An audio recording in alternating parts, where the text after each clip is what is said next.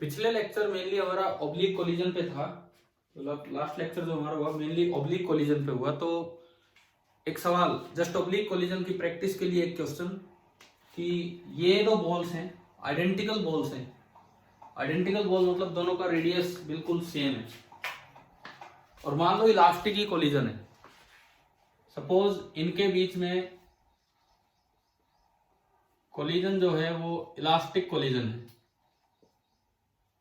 ये इस तरह से दिखाया है कि इसका सेंटर इसकी इस लाइन पे आ रहा है और इसका जो सेंटर है C1 वो बिल्कुल इसकी बाउंड्री पर आ रहा है। ये C1 ये C2, ये जस्ट बिफोर कोलिजन का डायग्राम है। आपको निकालना है कि find the speed of both the balls, find the speed of both the balls just after the collision। टक्कर हुई है, देखिए इसकी इससे टक्कर हुई है, ये बॉल दोनों का मास सेम है, आइडेंटिकल बॉल है। अगर इसका मास m है तो इसका भी m है, पर ये साइड से टकरा रहे हैं। एक बॉल इधर जा रही है, साइड से टक्कर होगी तो ये कुछ उधर चला जाएगा, ये कुछ उधर चला जाएगा। तो आपको ये बताना है कि दोनों बॉल्स की स्पीड क्या होगी जस्ट आफ्टर द कोलिजन। ये काम तो हम इसलिए कर रहे हैं कि जस्ट फॉर प्रैक्टिस, कि कल जो सीखा वो आपको अप्लाई करना भी आता है या नहीं आता है। अभी स्टार्ट करोगे सवाल।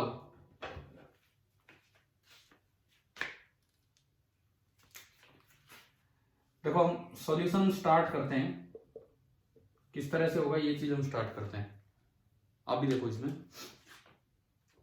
सबसे पहले हमने सीखा कि आप बनाइए line of impact. Line of impact का मतलब है कि टक्कर के दौरान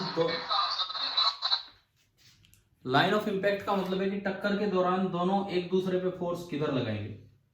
तो जब आपने इन दोनों बॉल्स को टच किया तो दोनों के सेंटर को जो ज्वाइन करने वाली लाइन होती है, दोनों के सेंटर को ज्वाइन करने वाली जो लाइन है that is the line of impact. तो ये हमारी बन गई लाइन ऑफ इंपैक्ट कि दोनों ने एक दूसरे पे फोर्स इस डायरेक्शन में लगाया होगा। ठीक है, इसके बाद क्या सिखाया था मैंने कल, आपको एंगल निकालना होगा। भाई ये ऐसे जा रहा है, ये ऐसे जा रहा है, दोनों पैरेलल चल रहे हैं। सॉरी ये भी उधर ही जा रहा है, ये इधर नहीं आ रहा है। जो ये वाली बॉल है ये भी उधर ही जा रही है C2। तो अगर ये एंगल थीटा है तो ये भी थीटा ही होगा। लाइन ऑफ इंपैक्ट के साथ ये वेलोसिटी U1 पहले की और ये वेलोसिटी U2 दूसरी बॉल की। लाइन ऑफ इंपैक्ट का मतलब है किस डायरेक्शन के अलोंग दोनों ने एक दूसरे पे फोर्स लगाया होगा। भाई इस पे फोर्स इधर लगा होगा नॉर्मल रिएक्शन, और इस पे फोर्स इधर लगा होगा नॉर्मल रिएक्शन। ये बताओ थीटा कैसे निकालें, कल सिखाया था थीटा निकालना। Yes sir. तो यहां से साइन थीटा कितना होगा, यहां से देखिए ये अपनी लाइन ऑफ इंपैक्ट बनी, दोनों आइडेंटिकल बॉल है। तो ये R तो ये भी R, तो पूरा रेडियस आपका हो जाएगा 2R, मतलब ये पूरी लंबाई होगी 2R। अगर मैं इन दोनों को ध्यान से बनाऊं जब ये टच होंगी तो देखिए इस तरह से है कि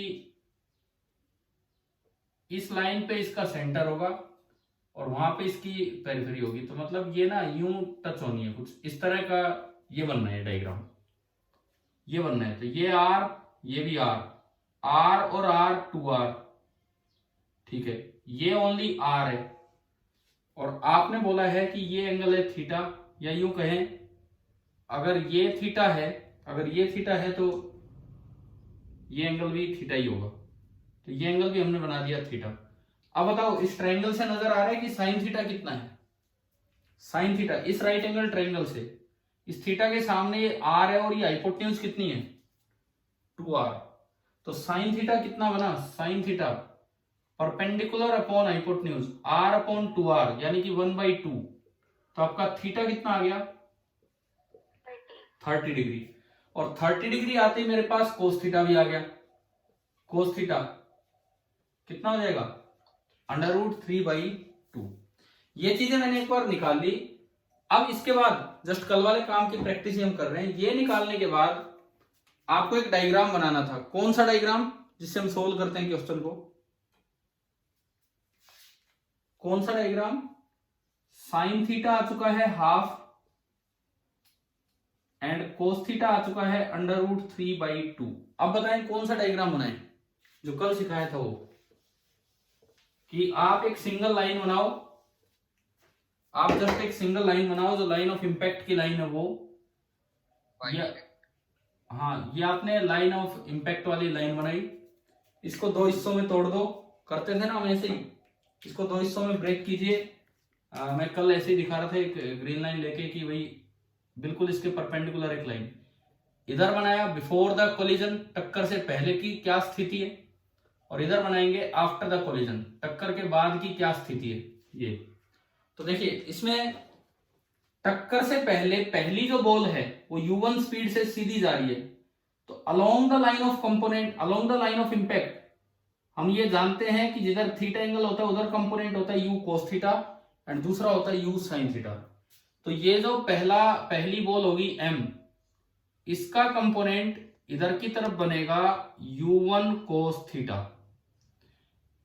ठीक है, थीटा जब भी कोई वेक्टर होता है थीटा एंगल की साइड उसका component cos theta and perpendicular direction में उसका कंपोनेंट बनेगा u1 sin थीटा। एक बार इनकी वैल्यू ही लिखवा दो ना, u1 कितना है क्वेश्चन में देख के बताओ, u1 कितना है, पहले की वेलोसिटी 8 और cos थीटा √3/2, तो 8 इंटू √3/2 करेंगे तो ये जो इधर की तरफ इसकी velocity I along line of impact वो कितनी आ रही है 4√3, और u1 sin थीटा कितना होगा, u1 8 sin थीटा 1/2, तो ये कितना आ गया 4 मीटर पर सेकेंड। पहले की दोनों वेलोसिटीज आ गई, अब मैं इसको मिटा के खाली बस ये वेलोसिटी लिख देता हूं। पहली बॉल की वेलोसिटी इधर की तरफ तो 4√3 और इधर की तरफ आई 4। चलिए अब दूसरी बॉल की तरफ देखते हैं, दूसरी बॉल भी आगे ही जा रही है। आज कल जो क्वेश्चन करवा रहा था मैं, टक्कर हो रही थी, मैं यूं टकरा रहे थे, आज आगे ही जा रहे हैं। हाँ तो u2 क्या होगा, u2 है आपका कितना 4, ठीक है, तो इधर तो कंपोनेंट आएगा u2 cos theta, u2 cos theta कितना 4 इंटू √3/2 कितना हो गया 2√3, एंड u2 sin थीटा वो कितना होगा 4 इंटू sin थीटा हाफ, तो वो आपका हो गया है 2। चलिए बताओ क्या यहां तक समझ में आया ये कंपोनेंट वाला काम। ठीक है, आइडेंटिकल बॉल हैं तो दोनों का मास है m, दोनों का ही मास m है। अब देखो दो सीधी सीधी बातें जिनसे आफ्टर द कोलिजन हमें पता ही लग जाएगा क्या होने वाला है। पहली बात, दोनों बॉल्स की जब टक्कर हुई तो आपस का फोर्स लगा है लाइन ऑफ इंपैक्ट के अलोंग, तो क्या जो परपेंडिकुलर डायरेक्शन है क्या उन कंपोनेंट्स में कोई फर्क आएगा, क्या परपेंडिकुलर डायरेक्शन के कंपोनेंट्स में कोई भी फर्क आना है कि नहीं आना है, नहीं आएगा। तो यानी कि इस बॉल में इधर की तरफ तो वेलोसिटी 4 ही रहेगी और इस बॉल में इधर की तरफ वेलोसिटी 2 ही रहेगी, क्योंकि जो फोर्स लगा है वो तो अलोंग लाइन ऑफ इंपैक्ट लगा है, इधर कोई असर नहीं होना। अब देखो कोलिजन कौन सा है, कोलिजन कौन सा है, इलास्टिक, और मास सेम है। तो एक स्पेशल केस हम पिछली क्लासेज में पढ़ चुके हैं कि जब इलास्टिक कोलिजन होता है और मास सेम हो तो along the line of impact जो वेलोसिटीज हैं वो क्या हो जाएंगी इंटरचेंज। तो ये तो आपकी देखो पहली बॉल की तो वेलोसिटी होगी 2√3, पहली बॉल की वेलोसिटी तो होगी 2√3 एंड दूसरी बॉल की वेलोसिटी आपकी होगी 4√3। अगर ये इनइलास्टिक कोलिजन होता तो हम फॉर्मूले लगा के फिर v1 v2 निकालते, अभी तो डायरेक्ट रिजल्ट है। अगर इलास्टिक कोलिजन है और मास सेम है तो along the line of impact velocity interchange हो जाएगी।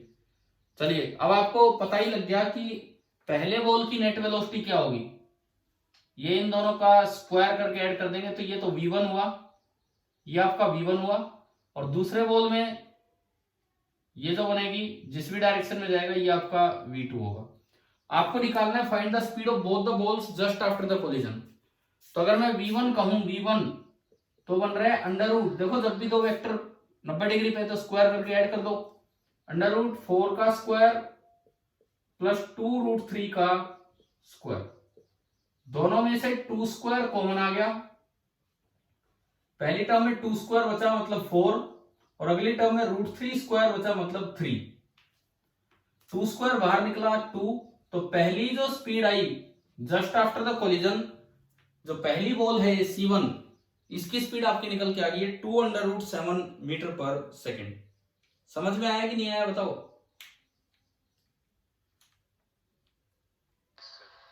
ठीक है, कोई कंफ्यूजन हो तो पूछ लो अभी इसमें, क्योंकि ओब्लिक कोलिजन चल रहा है। और दूसरी बॉल की स्पीड कितनी है, स्क्वायर करके ऐड करके बता दीजिए। अगर आप v2 लिखें, v2 अंडर रूट ऑफ इसका स्क्वायर 4√3 का स्क्वायर प्लस 2 का स्क्वायर, दोनों में से 2² कॉमन आ गया, पहली टर्म बचेगी 2 बचेगी अंदर, 2 का स्क्वायर 4 इंटू 3 12 और अगला 1 13। 2 बाहर आया तो शायद ये आंसर आ रहा है 2 इंटू अंडर रूट 13 मीटर पर सेकेंड। तो भाई आप बताओ, क्या ओब्लिक कोलिजन सिखा तो मैं आपको चुका पिछली क्लासेज में, जस्ट एक क्वेश्चन ही लेके देख रहे थे कि कैसे अप्लाई करना है। समझ में आ गया ओब्लिक कोलिजन में किस तरह से क्वेश्चन सोल्व होंगे? Yes sir. ठीक है, अब आज वो वाले काम पे अभी नहीं जा रहे हैं कि एक्सटर्नल फोर्स इंपल्सिव ले लिया, अभी हम सिंपल कोलिजन ही ले रहे हैं, लेकिन इसी में कुछ और चीजें सीख रहे होंगे। देखो, सबसे पहली बात, आपने लॉ ऑफ रिफ्लेक्शन पढ़ा है? लॉ ऑफ रिफ्लेक्शन 10th में पढ़ा है। Law of reflection, angle of incidence is equal to angle of reflection, पढ़ रखा है ना ये? Angle of incidence is equal to angle of reflection. अब ये बताओ, जब कोई बॉल किसी दीवार पे टकराती है या फर्श पे टकराती है, तो क्या वो लॉ ऑफ रिफ्लेक्शन को फॉलो करेगी या नहीं? मेरा सवाल ये है, क्वेश्चन हमारा ये बनता है कि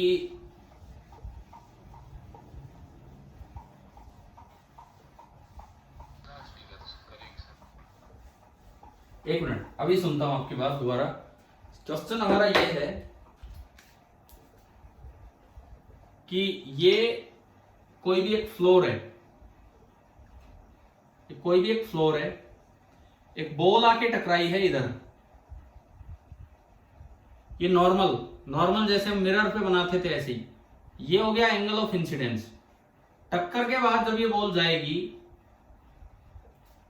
तो 3 ऑप्शन में देता हूं। पहला option R equal to i, दूसरा option R greater than i, and तीसरा ऑप्शन R लेस देन आई।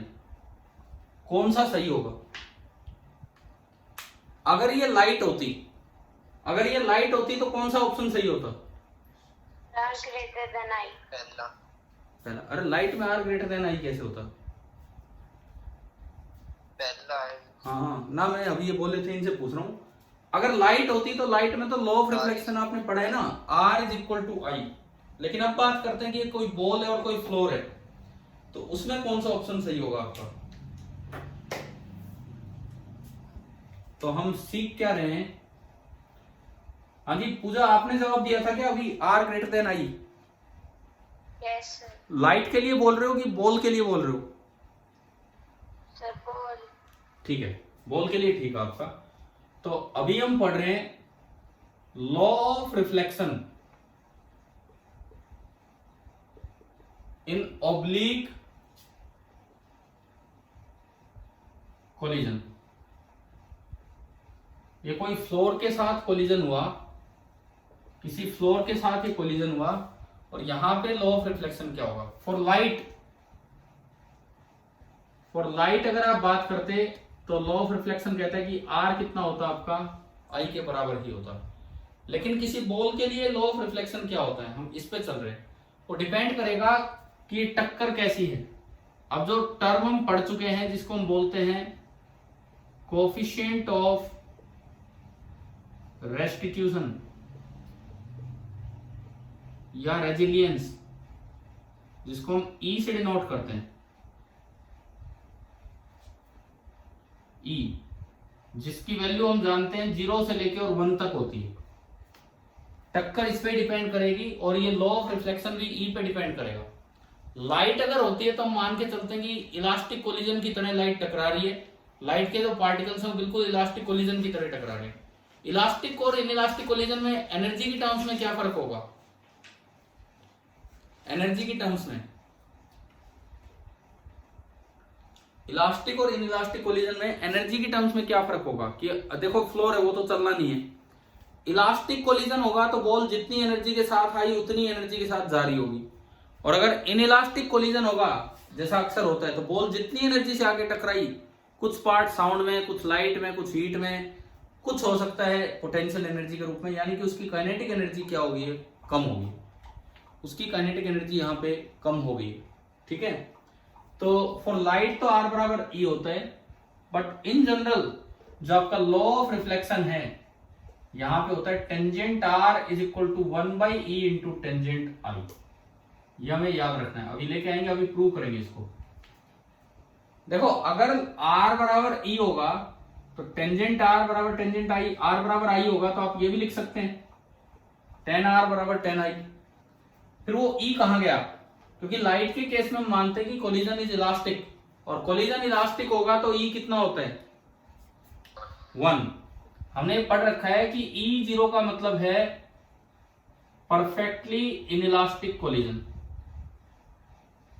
अगर परफेक्टली इनइलास्टिक कोलिजन है तो E0 है, E1 है तो इसका मतलब है इलास्टिक कोलिजन है, कोई एनर्जी का लॉस नहीं होगा, और E0 से 1 के बीच का है तो कोई भी इनइलास्टिक होगा। ये है, तो अगर आप E बराबर 1 रखते हो तो tan R बराबर tan I और R बराबर I आ गया, तो लाइट वाला रूल है।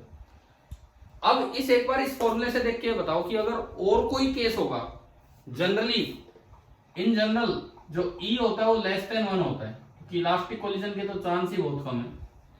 अगर E लेस देन 1 है तो इसमें देख के बताओ, अगर E लेस देन 1 है तो tan R tan I से बड़ा होगा या tan R tan I से छोटा होगा? मान लो E 0.5 है, मान लो E 0.5 है, 1/0.5 कितना होता है? 2। बोलो भाई कुछ जवाब दो। अगर E 0.5 है तो 1/0.5 2 हो गया, यानी कि tan R डबल हो गया, tan R बड़ा हो गया। तो यहां पे अगर मैं बात करूं, in general E is less than 1, this implies 1/E is greater than 1। E छोटा है तो 1/E 1 से बड़ा होगा, और 1/E की वैल्यू है tan R upon tan I। tan R upon tan I is greater than 1, और इसका मतलब है tangent R is greater than tangent I, और इसका मतलब है कि R बड़ा है किससे? I से। तो इन जनरल जब भी ये टक्कर होगी, आप मान के चलो कि जो लॉ ऑफ रिफ्लेक्शन है, जो पूजा ने सही आंसर दिया भी था, वो ऐसा होगा कि जो R होगा वो बड़ा होगा I से, छोटा कभी नहीं होगा। अगर परफेक्टली मतलब सॉरी इलास्टिक कोलिजन होगा तब तो R और I बराबर होंगे, और अगर इन इलास्टिक कोलिजन है तो R बड़ा ही होगा। पहले तो ये बताओ, रिजल्ट आ गया समझ? Yes sir. देखो लॉ ऑफ रिफ्लेक्शन की तरह भी याद रखना। अब ये बताओ पूजा, आपने जवाब कैसे दिया कि बड़ा होगा, ये कैसे दिया, किस तरह से सोचा ये? सर मैं रोज गेंद से खेलती हूँ, ऐसे ही सोच रही थी। ओहो तो मतलब खेलते हो तो उससे अंदाजा लगा लिया कि हम कम एंगल पे फेंक रहे तो ज्यादा एंगल पे जा रही है बॉल, है इस तरीके से? Yes sir. चलो ये तो बड़ा प्रैक्टिकल सा तरीका है, ठीक है, बहुत बढ़िया है। इसका मतलब ये चीज वेरीफाई होगी, पूजा ने हमारी बात को वेरीफाई कर दिया कि हाँ भाई ये जो थ्योरी में पढ़ रहे हैं ये प्रैक्टिकली भी होता है। ठीक है, अब ये रूल आया कहां से? ये जो फॉर्मूला है, ये law of reflection in case of oblique collision, ये आया कैसे ये देखते हैं। देखिए जब ये बॉल फ्लोर के आके टकराएगी, ये बॉल फ्लोर के आके टकराती है किसी एंगल पे, यूं, बॉल की स्पीड टक्कर से पहले सपोज यू है, टक्कर से पहले फ्लोर तो चल ही नहीं रहा है, लाइन ऑफ इंपैक्ट बनवाओगे। यहां लाइन ऑफ इंपैक्ट कैसे बनेगा कि फ्लोर ने बॉल पे किस तरफ फोर्स लगाया है, लाइन ऑफ इंपैक्ट ना, इधर नहीं, इधर मत सोचना, ये तो लाइन ऑफ मोशन है, ये तो जो है this is the line of motion. Line of impact बताइए कैसे बनेगा? Common normal, common normal. अगर दो बॉल होती तो दोनों के सेंटर को ज्वाइन कर देते, एक बॉल होती है और एक प्लेन है, तो बॉल के सेंटर से प्लेन पे आप एक परपेंडिकुलर डाल दो, ये जो आपकी लाइन होगी ये आपकी है लाइन ऑफ इंपैक्ट। पहले बताओ लाइन ऑफ इंपैक्ट पहचान में आ गया कैसे बनाया है? ठीक है, लाइन ऑफ मोशन और लाइन ऑफ इंपैक्ट पैरेलल नहीं है, इसी कोलिजन को हम बोल देते हैं oblique collision. Line of motion और लाइन ऑफ इंपैक्ट पैरेलल नहीं है, अगर पैरेलल ही होते तो वो हेड ऑन कोलिजन, एंगल पे है तो ऑब्लिक कोलिजन।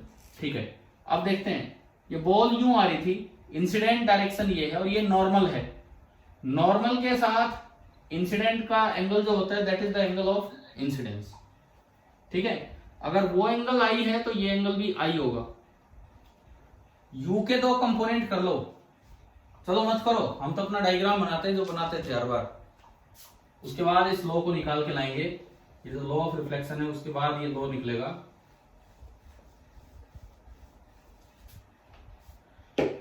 देखिए आपने बनाई एक लाइन ऑफ इंपैक्ट, तो इस बार तो ये सीधी बनी, this is our line of impact.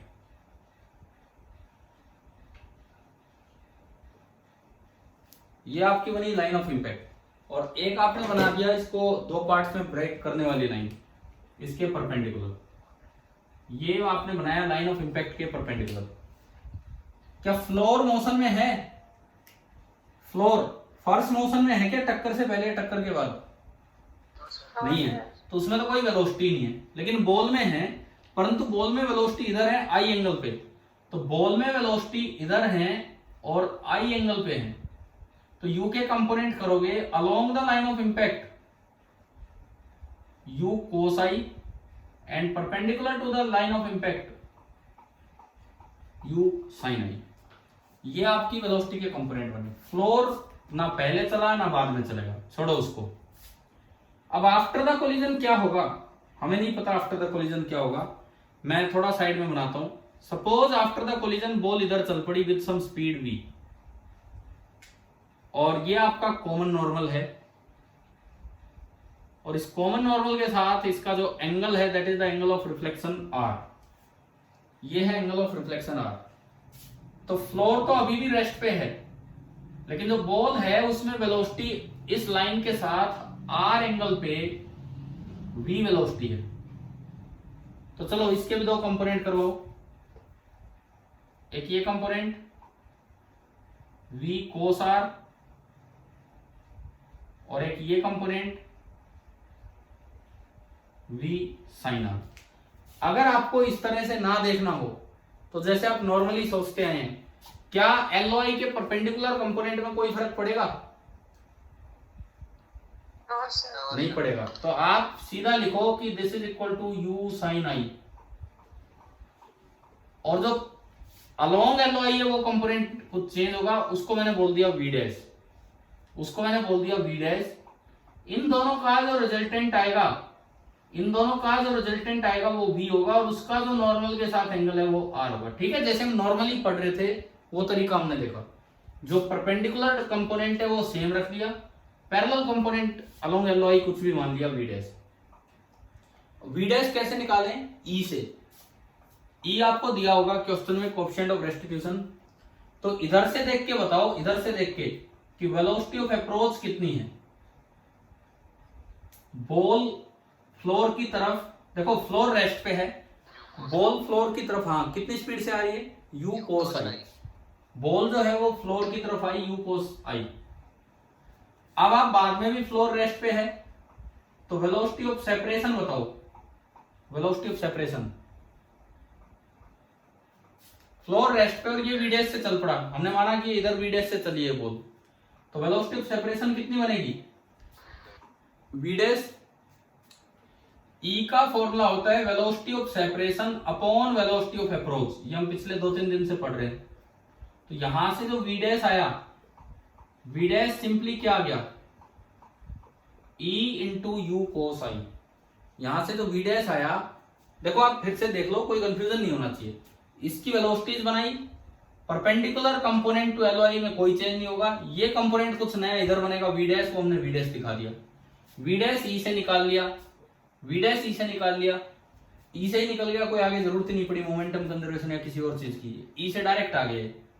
अब देखो फाइनली बॉल में आप दोनों वेलोसिटीज निकाल चुके हो, वी डैश भी आ चुका, E इंटू यू कोस आई, ये है यू साइन आई, और ये है R। तो बताओगे अब इससे tan R कैसे निकालू मैं यहां से? tan R इस ट्राइंगल से, देखो इस ट्राइंगल से जो मैं दिखा रहा हूं, ये और ये, इस ट्राइंगल से बोलिए कि टेंजेंट R क्या होगा? परपेंडिकुलर, परपेंडिकुलर है ये लेंथ है, ये कितना है perpendicular? U sine i, u sine i upon base, base है वी डैश और वी डैश है E into u into cos i, u से यू कैंसिल, और मेरे पास लॉ ऑफ रिफ्लेक्शन आ गया कि tan R is equal to 1/e into tangent i. तो जो लाइट में आप पढ़ते थे I बराबर R, वो इलास्टिक कोलिजन का लॉ है। अगर इन इलास्टिक कोलिजन होगा तो R ग्रेटर देन I होगा, और ये आपका फॉर्मूला है। बताओगे क्या लॉ ऑफ रिफ्लेक्शन समझ में आ गया? Yes sir. ठीक है। अगर मान लो फाइनल स्पीड भी निकालनी होती, ये तो लॉ ऑफ एंगल के बारे में है, तो अब तो आप जब ये कंपोनेंट जानते हो, ये कंपोनेंट जानते हो, तो v भी बता सकते हो कि आफ्टर द कोलिजन v कितना होगा।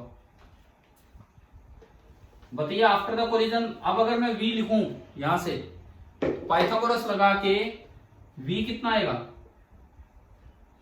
Under root of v dash का square e u cos i का square plus u sine i का स्क्वायर। आया क्या समझ? बताओ कैसे लिखा है? ठीक है, दोनों में से u स्क्वायर कॉमन आया, जो u बन के बाहर आएगा, एंड अंडर रूट ऑफ, एक तो है साइन स्क्वायर i और एक है e square cos square i। Question आए तो उनमें वैल्यूज पुट करें और v आएगा, नहीं तो अपना एक तरीका देख लें। अब इसमें एक और चीज देखो, अगर ये इलास्टिक कोलिजन होता, अगर ये इलास्टिक कोलिजन होता तो E कितना होता? 1। E1 होता तो sine square i plus cos square i, sine square theta plus cos square theta कितना हो जाता? 1, और V बराबर U। यानी कि फॉर इलास्टिक कोलिजन हमें एक बात और समझ में आ रही है कि फॉर इलास्टिक कोलिजन R बराबर I एंड V बराबर U। ठीक है, यहां से दिख रहा है V बराबर U है, लेकिन फॉर इनइलास्टिक कोलिजन, अगर आप इनइलास्टिक कोलिजन की बात करते हैं तो पहली बात, R बड़ा है कि छोटा है I से? बड़ा है। और V बड़ा है कि छोटा है U से? अगर इनइलास्टिक कोलिजन हुआ है तो एनर्जी का कुछ लॉस हुआ होगा, एनर्जी का कुछ लॉस हुआ होगा, काइनेटिक एनर्जी का। फ्लोर में तो एनर्जी आई नहीं, फ्लोर तो पहले भी रेस्ट पे था, अब भी रेस्ट पे है, और काइनेटिक एनर्जी का कुछ नुकसान हुआ है, तो इसका मतलब बॉल की स्पीड कम हुई होगी कि ज्यादा हुई होगी? कम हुई होगी, तो यानी कि v will be less than u। Elastic collision है तो ये होगा, और इनइलास्टिक कोलिजन है तो ये होगा। अब बताओ ये रिफ्लेक्शन वाली बात आ गई है समझ में? लॉ ऑफ रिफ्लेक्शन या किस तरह से इसमें लगाना है। ठीक है, क्लियर हो गया होगा ना यहां तक? अब इनमें एक चीज का हमें ध्यान रखना चाहिए, कुछ 10 की ऐसी वैल्यूज थी जो मैंने आपको स्टार्टिंग में बताई थी मैथमेटिकल टूल्स के टाइम, वो चीजें हमें याद रखनी चाहिए। कुछ ऐसी वैल्यूज हैं जैसे क्या, आपको याद है 10 27 डिग्री इज नियरली 1/2, पढ़ाया था ये। Yes sir. 10 63 degree is nearly 2, ये कम यूज होती हैं। 37 और 53 तो बहुत ज्यादा यूज होती रहती हैं, परंतु ये इन सवालों में यूज हो सकती हैं। कैसे? मान लो क्वेश्चन आ जाए, सपोज क्वेश्चन आ जाए कि ये फ्लोर है, एक बॉल आके टकराती है, फ्लोर और बॉल का जो कोएफिशिएंट ऑफ रेस्टिट्यूशन है दैट इज हाफ। फ्लोर और बॉल के बीच का कोएफिशिएंट ऑफ रेस्टिट्यूशन क्या बॉल की शेप पे डिपेंड करेगा या बॉल के नेचर पे डिपेंड करेगा? शेप वगैरह पे डिपेंड नहीं करता, ये नेचर पे डिपेंड करने वाली चीज है। कि बॉल कीचड़ की बनी है तो E 0 हो जाएगा, बॉल बहुत अच्छे इलास्टिक मटेरियल की बनी है तो E 1 हो जाएगा। यानी कि ये चीज शेप पे डिपेंड नहीं करती है, तो E हाफ है इन दोनों के बीच में। और जो एंगल ऑफ इंसिडेंस है, एंगल ऑफ इंसिडेंस वो आपको दिया है 45 डिग्री। पूछा है कि भाई एंगल ऑफ रिफ्लेक्शन निकालो बॉल का, क्या होगा? बताओ जी, क्या आंसर होगा इसका? ये कोलिजन है, इनइलास्टिक कोलिजन है।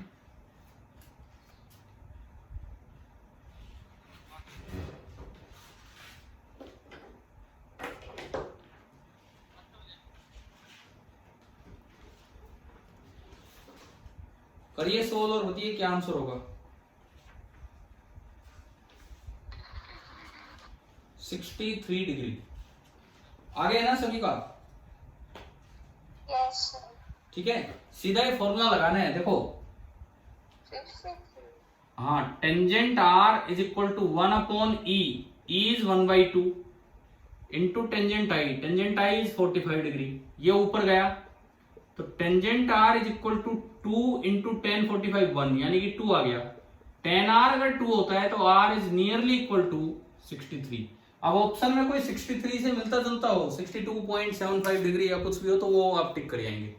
ठीक है, दूर दूर मिलते हैं इनमें ऑप्शन, एक 50 डिग्री दे दिया, एक 63 के आसपास दे दिया, कुछ तो जो भी 63 के नियरेस्ट आंसर होगा वो यहाँ पे टिक कर देंगे। तो अभी बताओ, क्या law of collision, sorry law of reflection आ गया कोलिजन में समझ?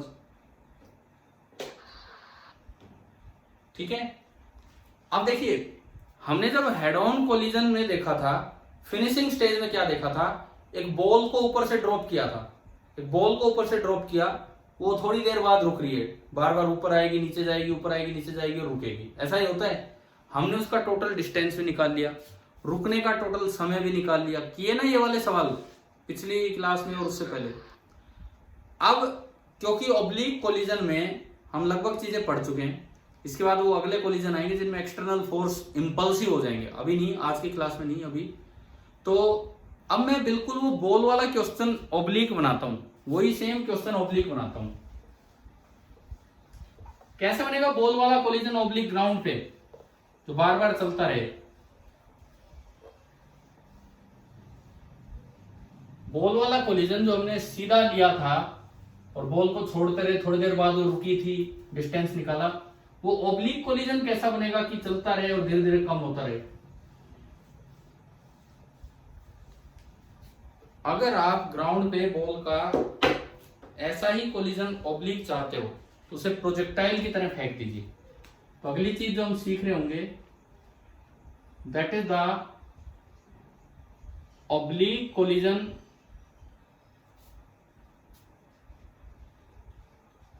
Of a projectile on ground. मान लो इनइलास्टिक है, सपोज इनइलास्टिक है, तो E जो है coefficient of restitution, this will be less than 1। आप एक बॉल को यूं किसी एंगल पे थ्रो कर दो, किसी एंगल पे, तो बॉल कुछ हाइट तक जाएगी, नीचे ग्राउंड के टकराएगी, क्या दोबारा बॉल उतनी हाइट तक जाती है? नहीं जाती। क्या दोबारा उतनी दूर जाके टकराएगी? जैसे पहली बार मैंने फेंका तो रेंज काफी होगी, क्या दूसरी बार रेंज उतनी आ पाती है? नहीं हो पाती है। तो ये वाली स्टडी हम कर रहे होंगे, ये वाली चीज हम स्टडी कर रहे होंगे। देखिए, ये ग्राउंड है,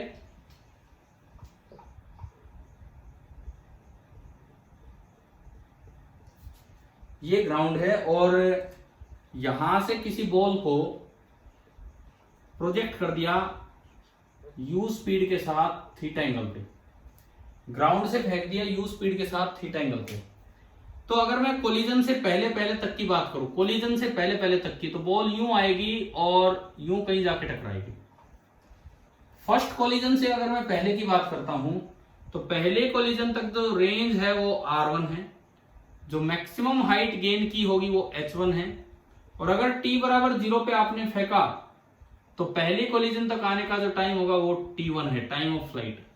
तो मैं कुछ फॉर्मूले जानना चाहूंगा आपसे जो आपने प्रोजेक्टाइल के समय पढ़े होंगे। बताओ, टाइम ऑफ फ्लाइट का क्या फॉर्मूला था? कैसे देखते हैं हम? आप इस u के दो कंपोनेंट करके बताया करो। u का ये वाला कंपोनेंट कितना? u cos theta, and u का जो ये वाला कंपोनेंट है, u का जो ये वाला कंपोनेंट है, वर्टिकल कंपोनेंट, ये कितना होगा? u sin theta.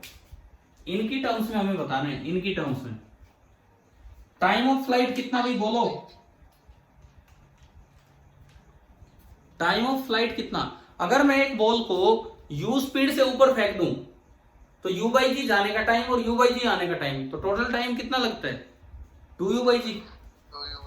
ये तो 9th क्लास का बच्चा भी जानता है इस तरह की चीज, बस 9th में 2D मोशन नहीं आता। तो इसका वर्टिकल कंपोनेंट कितना है u साइन थीटा, तो u साइन थीटा बाई जी जाने का टाइम और u साइन थीटा बाई जी आने का टाइम। तो पहली बार में जो टाइम ऑफ फ्लाइट है कितना लगा 2u साइन थीटा बाई जी, ये हमने प्रोजेक्टाइल में पढ़ा है।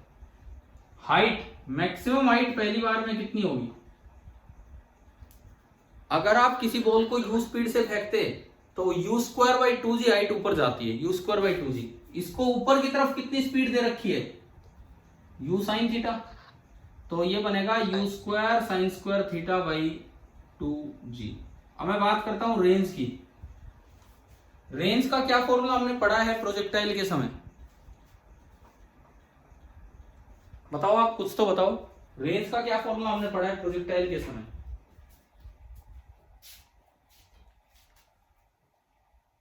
अरे याद नहीं है रेंज का फॉर्मूला, बताओ क्या सच में याद नहीं है क्या। रेंज का फॉर्मूला होता था u square by g into sine 2 theta. ये याद आ रहा है कि नहीं बताओ, u square by g into sine 2 theta, ये फॉर्मूला था। अब मैं ux और uy की टर्म्स में लिखूं, सपोज ये ux है हॉरिजॉन्टल और ये uy है वर्टिकल, तो ये पहला फॉर्मूला बना 2 टाइम्स uy बाई जी, दूसरा फॉर्मूला बन रहा है uy स्क्वायर बाई 2g। ये बताओ साइन 2 थीटा क्या होता है, अगर आप साइन 2 थीटा को खोलें तो 2 साइन थीटा कोस थीटा, तो 2 को अलग कर लो 2 बाई जी अलग हो गया, sine theta cos theta u भी 2 है u स्क्वायर है, तो u साइन थीटा तो आपका हो जाएगा ux and u cos theta आपका हो जाएगा uy। तो एक बार ये बताओ, ये फॉर्मूले में एक बार फिर पूछता हूं, ये तो कोलिजन का काम ही नहीं है, ये तो हमने प्रोजेक्टाइल का काम पढ़ा है, कि ये आपको ध्यान था कि नहीं। ठीक है, अब बात करते हैं कि जो फर्स्ट कोलिजन के बाद अब जो स्टार्टिंग होगी बाई एनर्जी कंजर्वेशन, अगर ये इस साइड पे दोबारा आता है, कोई एयर फ्रिक्शन है नहीं, तो ये u स्पीड से गया तो ये u स्पीड से ही आके टकराएगा, उतनी स्पीड से आके टकराएगा और हॉरिजॉन्टल के साथ उतने ही एंगल पे आके टकराएगा, थीटा एंगल पे। u स्पीड से गया है तो u स्पीड से ही आके टकराएगा और हॉरिजॉन्टल के साथ थीटा एंगल पे ही आके टकराएगा। लेकिन अब जब दोबारा इसकी शुरुआत होगी, देखो ये एक टक्कर पूरी हो चुकी है, फर्स्ट कोलिजन हुआ है, अब जब इसकी शुरुआत होगी तो बताओ वेलोसिटीज का क्या हाल होगा। इस टक्कर के एंड में इसमें एक वेलोसिटी आगे है, ये थीटा तो ये भी थीटा, आगे वाली वेलोसिटी तो है u कोस थीटा, एंड एक वेलोसिटी इसमें नीचे की तरफ है, that is u sine theta. अब मैं दूसरा कोलिजन थोड़ा सा मैं गैप बना के स्टार्ट करता हूं ताकि दिखे आपको ढंग से। सपोज दूसरा कोलिजन यहां से स्टार्ट हो रहा है, दूसरा कोलिजन यहां से स्टार्ट हो रहा है, अगली बार नई वेलोसिटी से स्टार्ट होगा, u डैश से स्टार्ट होगा, नए एंगल पे स्टार्ट होगा। अब आप ये बताओ पैरेलल कंपोनेंट, देखो लाइन ऑफ इंपैक्ट, देखो लाइन ऑफ इंपैक्ट, ये जो लाइन है ये अभी बनाया था थोड़ी देर पहले कोलिजन में, ये जो लाइन है ये आपकी बनेगी line of impact. Line of impact के परपेंडिकुलर डायरेक्शन वाली वेलोसिटी चेंज होगी कि नहीं होगी, जो लाइन ऑफ इंपैक्ट है उसके परपेंडिकुलर डायरेक्शन वाली वेलोसिटी चेंज होगी या नहीं होगी, नहीं होगी। इसका मतलब ये वाला कंपोनेंट तो अभी भी u cos थीटा ही रहेगा, u cos थीटा ही रहेगा, लेकिन जो लाइन ऑफ इंपैक्ट के अलोंग कंपोनेंट है वो चेंज होगा और वो आपको e से निकाल लेना है। और वो कल पढ़ा था हमने, उस कोलिजन में पढ़ा था एडोन में, कि अगर ग्राउंड से कोई चीज v स्पीड से आके टकराती है, √2gh से आके टकराती है, तो दूसरी बार e इंटू √2gh से स्टार्ट होगी। पढ़ रखा है कि नहीं है? Yes sir. तो ये u साइन थीटा से आके टकराया, u साइन थीटा से आके टकराया, तो अगली बार थोड़ी कम स्पीड से जाएगा, कम स्पीड से। कितनी स्पीड से जाएगा अगली बार जो टक्कर के बाद ऊपर स्टार्ट होगा? e into u sine theta. समझ में आ रहा है ये? ठीक है।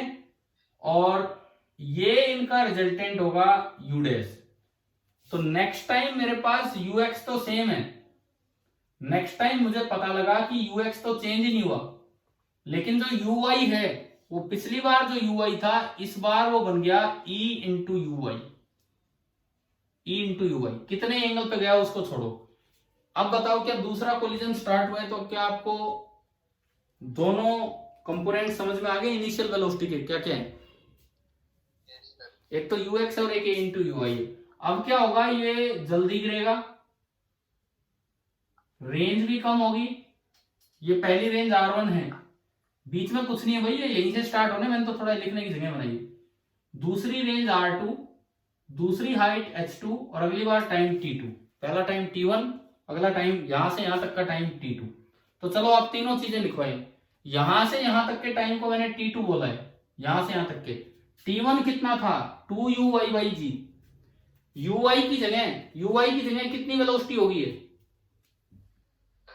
euy, तो T2 बनेगा 2 टाइम्स euy/g।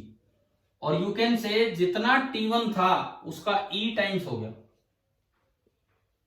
जितना T1 था उसका E टाइम्स हो गया T2। E लेस देन 1 होता है तो बताओ अगली बार बॉल कम समय में गिर लेगी या ज्यादा टाइम लेगी? कम टाइम में ग्राउंड पे आ जाएगी दोबारा। आ गया समझ में, क्योंकि E लेस देन 1 है। अगली बार हाइट भी मैंने डायग्राम में कम बनाई। क्यों कम बनाई, इधर देखो, h का फॉर्मूला था uy²/2g। uy की जगह क्या है इस बार uy, ये बन गया e²uy²/2g। और uy²/2g था h1, तो जो h2 आपका आया that is e² times h1। शायद समझ आ गया होगा, ठीक है। सिमिलरली रेंज R2, अगली बार जो रेंज होगी अब मैं उस पर आता हूं, R2 2/g as it is, ux as it is, लेकिन uy की जगह क्या आ गया euy। e को अलग कर लो तो बाकी सब वही है, तो ये जो रेंज आई ये आपकी होगी e टाइम्स R1। भैया रिजल्ट्स बड़े जरूरी हैं, याद रखना, क्योंकि इतना काम जो हम अभी कर रहे हैं बार बार हर पेपर में करना पड़ जाएगा अगर ये सवाल आ गए तो एक रिजल्ट यहां से समझ में आ रहा है, जो टाइम ऑफ फ्लाइट है पहले कोलिजन में, पिछले कोलिजन में जितना था अगले कोलिजन में उससे e टाइम्स हो जाता है, कम हो जाएगा वो, e टाइम्स हो जाएगा। हाइट, मैक्सिमम हाइट पिछले कोलिजन में जितनी थी अगले प्रोजेक्टाइल में e² टाइम्स होगी। और जो रेंज है हॉरिजॉन्टल रेंज वो भी कितने टाइम्स हो जाएगी आपकी e टाइम्स। क्या ये समझ में आ गया यहां तक? Yes sir. ठीक है, तो अब आप ये बताओ nth कोलिजन में, जैसे एक कोलिजन के बाद ये इतना हुआ, आफ्टर 1 कोलिजन, ये जो आपने लिखी है अभी ये चीजें आपने लिखी हैं आफ्टर 1 कोलिजन, एक कोलिजन के बाद जो अगली बार आपको चीजें मिली वो ये मिली। अगर मैं इस रिजल्ट को जनरलाइज करूं और मुझे लिखना हो कि आफ्टर n कोलिजन्स, n टक्कर होने के बाद जब बॉल चलेगी, देखो एक टक्कर होने के बाद जब बॉल चली तो ये आया, तो n टक्कर होने के बाद जब बॉल चलेगी तो फर्स्ट कोलिजन में जो वैल्यूज हैं इनके कंपैरिजन में वो लास्ट वाली वैल्यूज क्या क्या होंगी ये आपको बताना है। जैसे Tn कितना होगा इन टर्म्स ऑफ T1,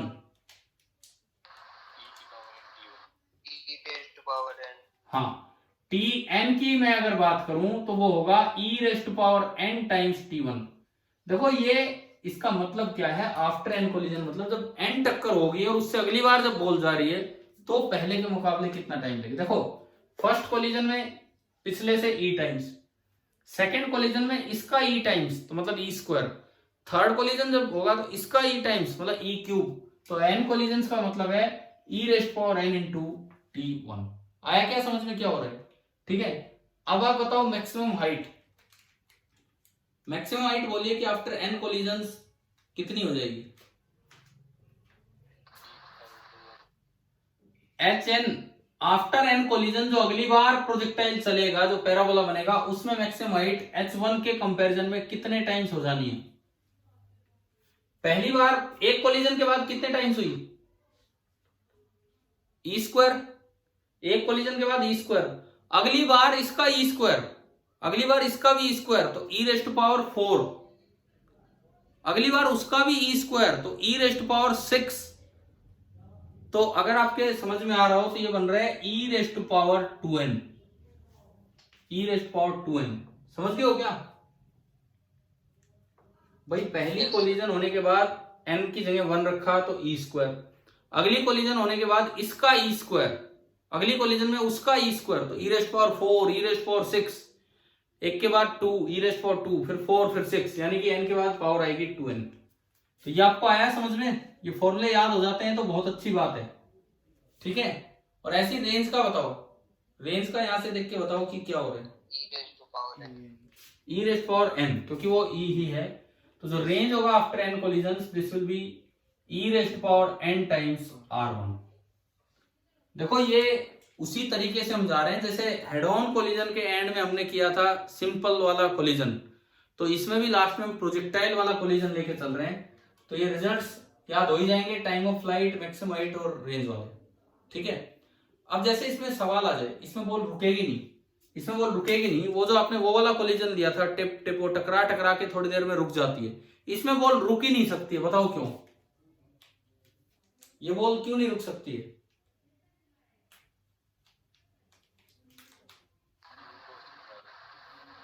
क्योंकि जो हॉरिजॉन्टल कंपोनेंट ऑफ वेलोसिटी है, क्या वो खत्म हो रहा है कभी? वो खत्म ही नहीं हो रहा। u cos थीटा तो मेंटेन, पर ऐसा हो जाएगा बॉल थोड़ी दूर उछलेगी, एक टप्पा खाया, फिर कुछ ऊपर आई, फिर कुछ ऊपर आई, लेकिन फाइनली क्या होगा? बॉल उछलना बंद कर देगी, लेकिन जमीन के पैरेलल चलती रहेगी। किस वेलोसिटी से? किस वेलोसिटी से? u cos थीटा से। वो तो जमीन पे कोई फ्रिक्शन वगैरह हो तो बात अलग है, नहीं तो हम ये ज्यूम नहीं करते। तो इसमें क्या सवाल बनता है यहां पे सुने, क्वेश्चन ये बनता है कि find the displacement of the ball, शुरू से लेके एंड तक, लेकिन कब तक? जब बॉल का वर्टिकल मोशन रुक गया, जब बॉल का वर्टिकल मोशन रुक गया, जब बॉल का केवल हॉरिजॉन्टल मोशन स्टार्ट हुआ है, तो आपको ये निकालना है कि उस वक्त बॉल का डिस्प्लेसमेंट कितना होगा। क्वेश्चन आ गया है समझ में? क्वेश्चन आ गया क्या समझ में? बताओ, मैं लिख देता हूं एक बार। शुरू में u स्पीड से थीटा एंगल पे फेंकी है, तो आपको निकालना है find the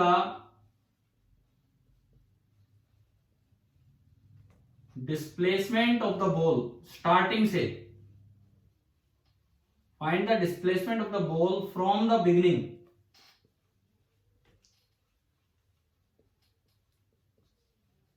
eight the instant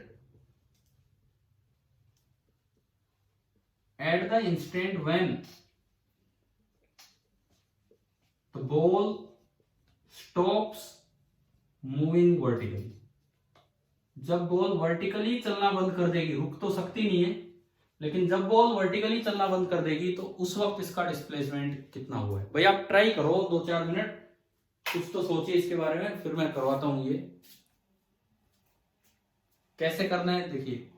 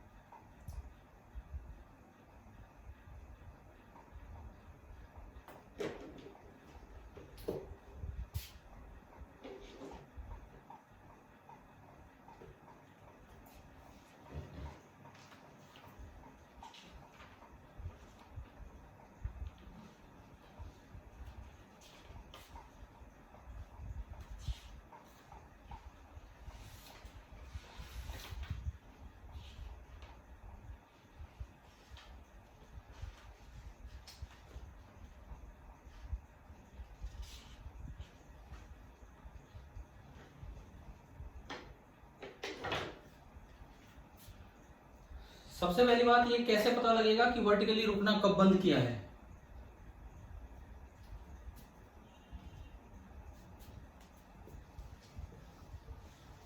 sir उसकी हाइट 0 हो जाएगी।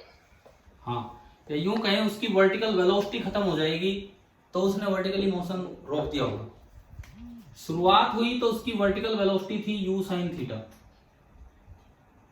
अगले टक्कर के बाद, पहली टक्कर के बाद वर्टिकल वेलोसिटी हो जाती है e into u sine theta, है ना। अगले टक्कर के बाद वर्टिकल वेलोसिटी हो जाएगी e square into u sine theta. Diagram आ रहा है समझ में क्या बना रहा हूं? Yes sir. अगले टक्कर ऐसे चलती रही after n collisions, after one collision e raised power one, after two collision e raised power two, तो आफ्टर एन कोलिजन ये वेलोसिटी जरा सी हो जाएगी e raised power n into u sine theta. ये हमने माना है कि ये है after n collisions vertical velocity. अभी बताओ यहां तक आया समझ में? ठीक है, मुझे चाहिए कि बॉल स्टॉप्स मूविंग वर्टिकली, तो इसको जीरो कर दो, यानी कि e raised power n into u sine theta को आप कर दीजिए zero. Since u sine theta is non zero, वो तो इनिशियल वेलोसिटी है, since u sine theta is non zero और प्रोडक्ट जीरो है, प्रोडक्ट जीरो है तो इसका मतलब दूसरी चीज जीरो। इसके बाद हम जानते हैं कि E लेस देन 1 होता है। Since E is less than 1 and E raised power n is zero, इसका क्या मतलब है? इसका मतलब है n टेंड्स टू इंफिनिटी, और कोई तरीका ही नहीं। मान लो E हाफ है, हाफ की पावर आप कितनी बड़ी कर लो, हाफ की पावर 1 की तो हाफ, हाफ की पावर 2 की तो और छोटा हो गया 1/4, हाफ की पावर 3 की तो और छोटा हो गया, समझ रहे हो कि नहीं? ठीक है, छोटा होता जाएगा, लेकिन बिल्कुल जीरो तो आप कितना ही आगे चले जाओ जरा सा तो बच ही जाएगा। तो बिल्कुल ही जीरो करना है तो n टेंड्स टू क्या करना होगा? इंफिनिटी। मतलब इनफाइनाइट कोलिजन्स के बाद बॉल की वर्टिकल वेलोसिटी बचेगी, रुकेगी, वो रहेगी नहीं उसके पास। पहले तो आप ये बताओ, ये कॉन्सेप्ट आया क्या समझ में? क्या है ये?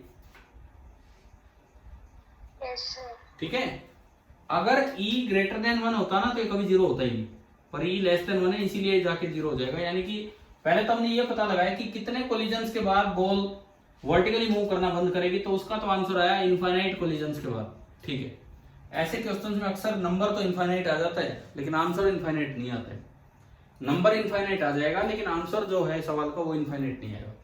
अब देखते हैं इनफाइनाइट कोलिजन्स के बाद बॉल का डिस्प्लेसमेंट कितना हो चुका होगा। देखिए अब मैं डिस्प्लेसमेंट की तरफ चलता हूं, डिस्प्लेसमेंट की तरफ। पहली बार में उसकी रेंज है r1, और r1 मैं जानता हूं यही तो डिस्प्लेसमेंट है, ऊपर नीचे कहीं गया हो, डिस्प्लेसमेंट तो यही है। और r1 तो मैं जानता हूं कि कितना होता है u square by g into sine of 2 theta. Projectile वाले चैप्टर से आप जानते हैं u square by g into sine of 2 theta. Clear है ये चीज? ठीक है, अगली बार रेंज बताओ कितने टाइम्स थी? अभी पढ़ा था हमने रिजल्ट, E टाइम्स थी कि E स्क्वायर टाइम्स थी?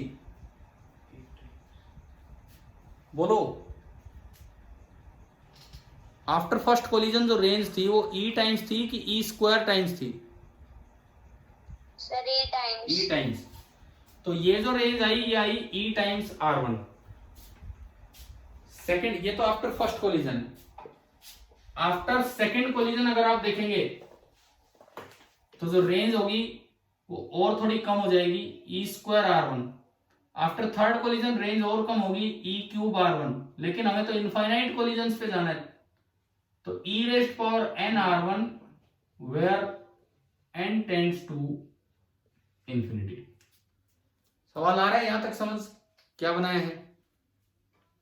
ठीक है, तो अब डिस्प्लेसमेंट, टोटल डिस्प्लेसमेंट हमें लिखना है। टोटल डिस्प्लेसमेंट क्या लिखा जाएगा? पहली बार में r1, अगली बार में e इंटू r1, अगली बार में e स्क्वायर r1। देखो ऊपर नीचे कहीं गया हो, डिस्प्लेसमेंट तो यही है सीधा। अगली बार में e क्यूब r1 और चलता रहेगा e raised power n r1 where n tends to infinity. तो इसको छोड़ ही दो, इनफाइनाइट टर्म्स तक ही हो गया। इनमें से r1 कॉमन आया, 1 plus e square plus e cube, AP GP क्या है? ये एपी है कि जीपी है? GP. This is a GP. ये जो है ये एक ज्योमेट्रिक प्रोग्रेशन है जिसकी फर्स्ट टर्म कितनी है? 1। कॉमन रेशियो कितना है? Common ratio second term upon first term e. ये लेस देन 1 आया कि greater than 1? Common ratio less than 1। r equal to e आया और ये लेस देन 1 है। जब कॉमन रेशियो लेस देन 1 होता है तो सम ऑफ इनफाइनाइट टर्म्स का एक फॉर्मूला है आपके पास, याद होगा आपको, a/1 - r, एक ज्योमेट्रिक प्रोग्रेशन का। यार ये एपीजीपी 10th में भी आ जाता है क्या? एपी आता है एपी आता है, जीपी नहीं आता है, लेकिन हमने मैथमेटिकल टूल्स में पढ़ लिया होगा, मैथमेटिकल टूल्स के समय चीजें, फॉर्मूले, ठीक है। ये फॉर्मूला याद है आपको, ये वाला फॉर्मूला? Yes sir. तो a/1 - r, तो ये आपने a तो 1 है, अपॉन 1 - e, ये आपका हो गया सम ऑफ इनफाइनाइट टर्म्स। तो मैं इसको मिटा के लिख दूं यहीं पे 1/1 - e। हाँ जी, आ रहा है ना आपको, दिख तो गया बोर्ड पे, आपने नोट आउट भी कर लिया होगा, देखो। तो ये आपका आया r1 × 1/1 - e, और r1 कितना होता है, u² g × sin2θ। तो जो सवाल में जो डिस्प्लेसमेंट आपसे मांगा गया था वो आया u² g × sin2θ, एंड नीचे आया 1 - e। तो ये ऑलमोस्ट उसी टाइप का क्वेश्चन है जैसे कल किए थे 1D कोलिजन में, लेकिन 1D कोलिजन में तो आपने मतलब केवल एक डायरेक्शन में मोशन देखा है, यहां मोशन आगे भी होता रहा है, ठीक है। तो इस तरह की चीजें कर लेंगे आप, ऐसे कोई सवाल प्रोजेक्टाइल के साथ मिक्स होके आते हैं तो।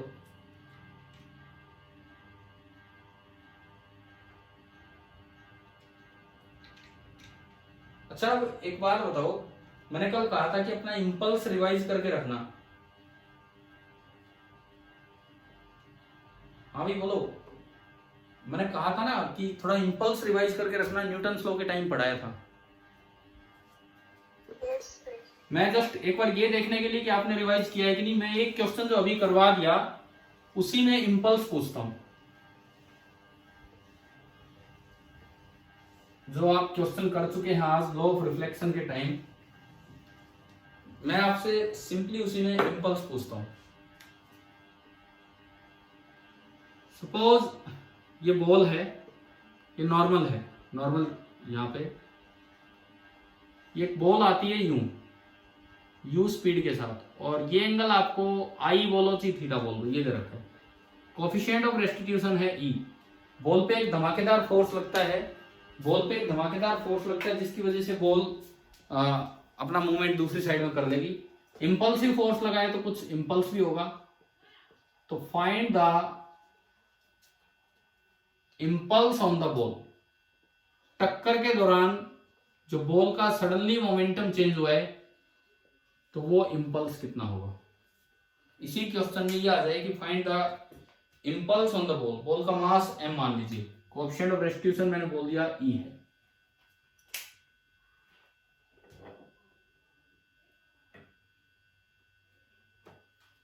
अगर नहीं याद है इंपल्स थोड़ा सा तो मैं बताऊं यहां, या ध्यान है आपको इंपल्स क्या होता था। इंपल्स शायद हम उसको सिंबल दिया करते थे J, एंड इंपल्स का मतलब होता है change in momentum. Change in linear momentum of the ball is known as impulse. तो मुझे यहाँ J का मैग्नीट्यूड बताना है। तो देखो, बिफोर द कोलिजन इसमें वेलोसिटी u है और ये एंगल है थीटा ना, वर्टिकल के साथ है, ये एंगल है थीटा। तो आपने u के दो कंपोनेंट किए, एक u कोस थीटा और एक u साइन थीटा। मान लो आगे वाली डायरेक्शन x एक्सिस है और ऊपर वाली y एक्सिस, तो आप u वेक्टर लिखवाओ वही i कैप और j कैप की टर्म्स में u वेक्टर।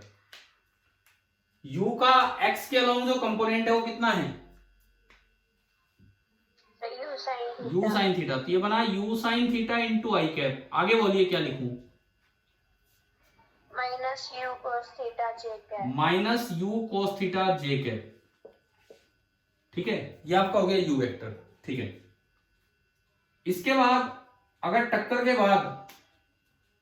बाद मैं देखता हूं तो इसमें जो दो वेलोसिटीज बनेंगी, हमें पता है ये वाला कंपोनेंट तो चेंज ही नहीं होगा, और जो दूसरा कंपोनेंट है वो ऊपर की तरफ हो जाता है लेकिन कम हो जाता है, e टाइम्स हो जाता है। याद है ना ये चीज, अभी आज ही पढ़ाई थी। तो अब बताओ जस्ट आफ्टर कोलिजन v कितना होगा, u sin theta i cap plus u sin theta i cap plus eu cos theta j cap. सवाल में ये जरूर ध्यान रखना, कई बार थीटा यहां दिया होता है नॉर्मल प्लेन के साथ, अगर थीटा इधर वाला होता तो ऊपर वाला कंपोनेंट ये साइन हो जाता और अलोंग वाला कोस हो जाता। तो ये थोड़ा ध्यान रखना है, रटना नहीं है ये। यहां से तो मैं लिख लूं पी इनिशियल, पी इनिशियल होगा मास इंटू वेलोसिटी, तो m u sine theta i cap minus m u cos theta j cap. और यहां से मैं लिख लूं p final, momentum final, linear momentum final, m u sine theta i cap plus m into e u cos theta j cap. चलो p final भी आ गया, पी इनिशियल भी आ गया। चेंज कैसे निकालते हैं? इनिशियल माइनस फाइनल की फाइनल माइनस इनिशियल? चेंज क्या होता है? Final minus initial. तो जब आप फाइनल में से इनिशियल घटाओगे, फाइनल में से इनिशियल घटाओगे तो ये तो पूरा कैंसिल हो गया, ये तो पूरा कैंसिल हो गया। और इसमें देखो m u cos theta common आएगा और ये माइनस माइनस प्लस हो जाएगा, इसमें से घटाओगे तो ये आपका आया एम यू कोस थीटा तो कॉमन, इसके अलावा क्या बचा?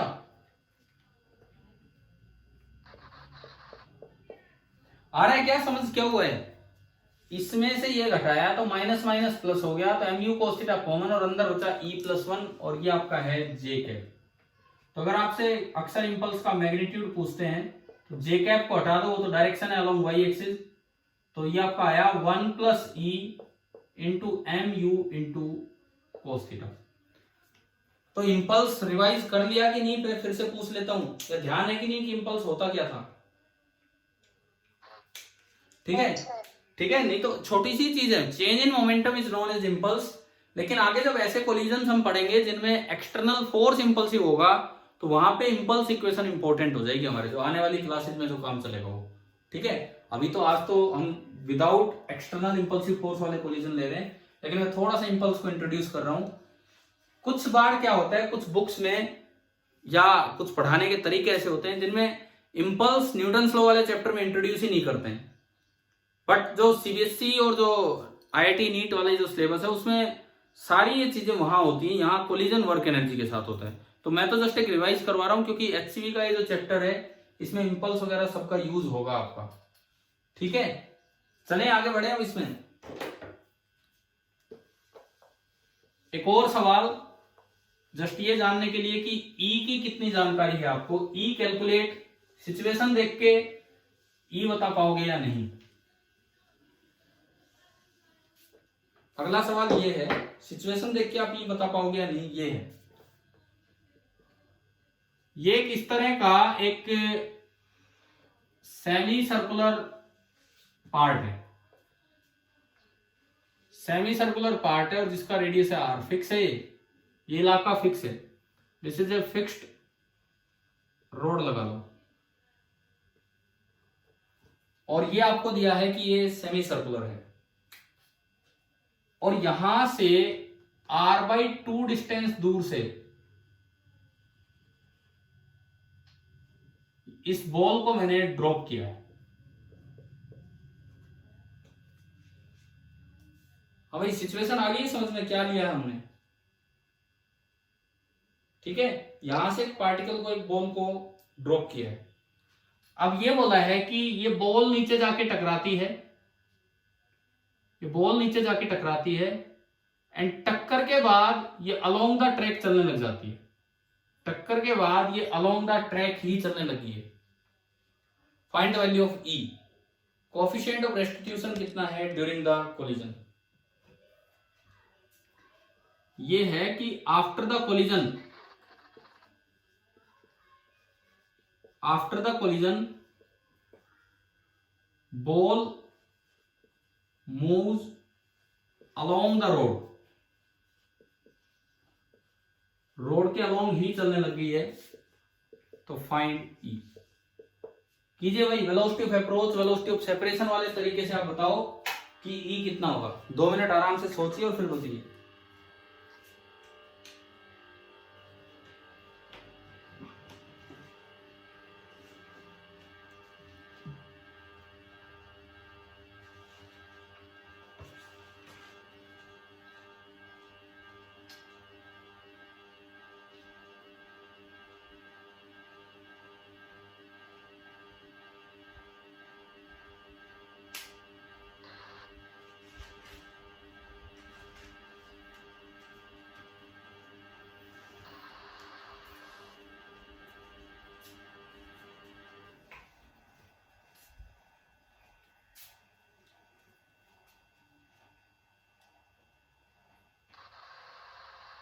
कितना हो रहा है बताओ।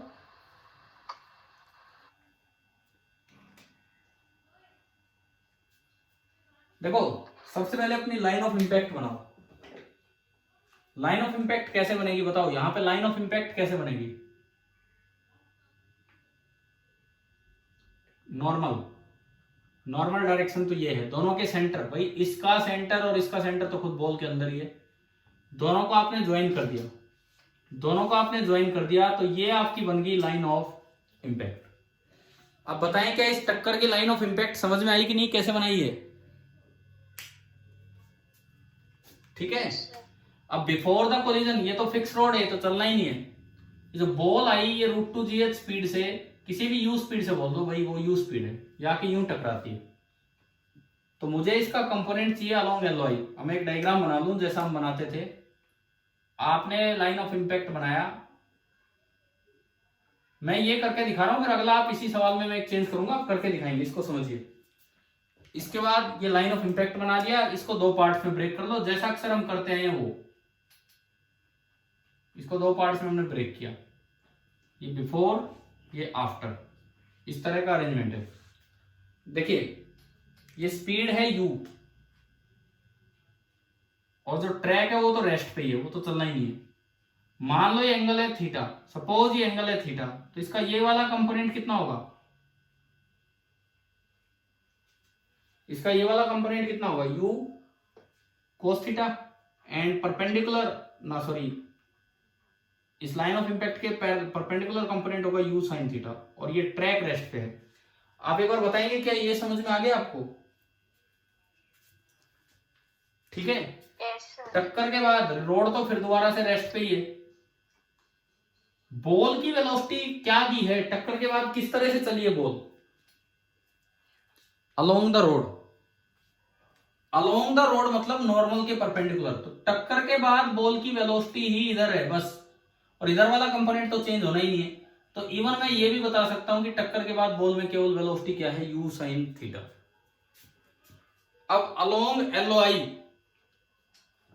वेलोसिटी ऑफ अप्रोच कितनी है, इस डायग्राम को देख के बताओ। Along line of impact road rest पे है, ये u cos थीटा से आ रही है ball, u cos theta. Along LOI velocity of separation कितना है बाद में, 0। लाइन ऑफ इम्पैक्ट के अलोंग तो इसका कोई कंपोनेंट है ही नहीं, वैसे ही देख लो रोड से सेपरेट ही नहीं हो रही, रोड पे ही चल पड़ी तो रोड से सेपरेट ही नहीं हुई, तो वेलोसिटी ऑफ सेपरेशन कितना बना, 0 बना। अब ई का क्या फॉर्मूला होता है, velocity of separation upon velocity of approach, तो ये आ गया 0 अपॉन u cos थीटा, यानी कि जो ई है इस तरह के कोलिजन में जो ई है वो कितना होगा, 0 होगा। और ये कौन सी कैटेगरी का कोलिजन है, क्या नाम दिया जाएगा इसे, परफेक्टली इनइलास्टिक कोलिजन। ठीक है, ये आपका है परफेक्टली इनइलास्टिक कोलिजन। बताओ क्या समझ आ गया।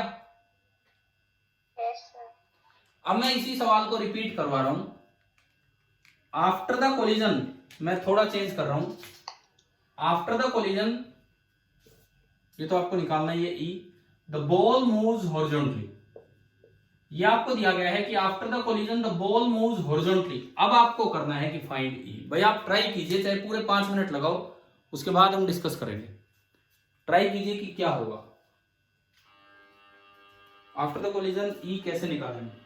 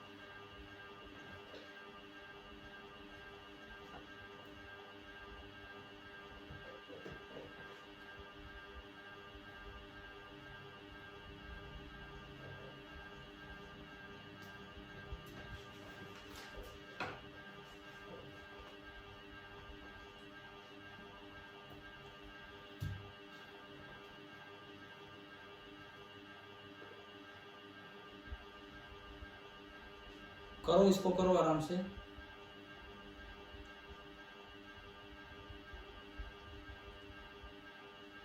फिर क्या आएगा? आप बताओ आंसर, फिर मैं बताऊंगा।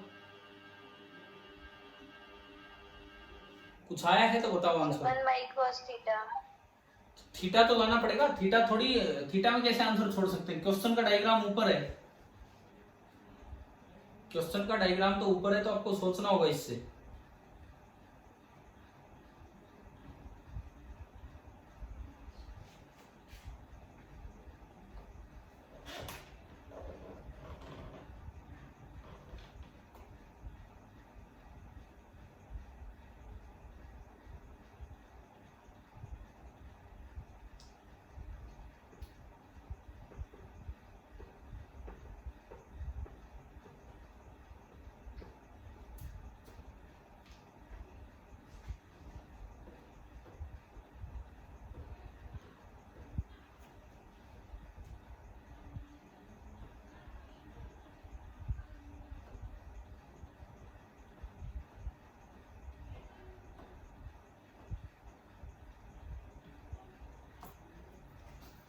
बताओ कैसे करें।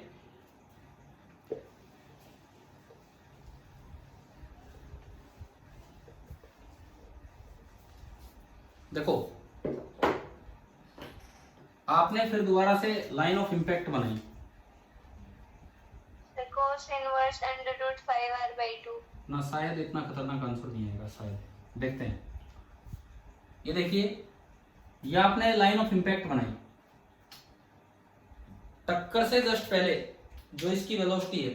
अच्छा, मैं एक पार्ट ही बना लेता हूं कि इसको ब्रेक किया हमने दो पार्ट्स में, ये परपेंडिकुलर कर दिया, बिफोर द कोलिजन और ये आफ्टर द कोलिजन। टक्कर से जस्ट पहले जो बॉल की वेलोसिटी है, बॉल की, वो u है इधर, और रोड आपका रेस्ट पे है। अच्छा, ये एंगल देखो, ये एंगल थीटा है, ये एंगल है थीटा। पहले मैं थीटा निकालू कहीं से, ये थीटा तो ये भी थीटा। आ रहा है समझ में? जो ओरिजिनल डायग्राम उसमें वर्टिकली अपोजिट, ये r/2, और ये तो उस रोड का रेडियस है r। तो आप इस ट्राइंगल से बताओ साइन थीटा कितना होगा। मुझे ये नहीं पता कितना है, इसका मुझे कोई मतलब नहीं है, लेकिन मुझे ये पता है कि सेंटर से रोड तक ज्वाइन किया, साइन थीटा कितना होगा?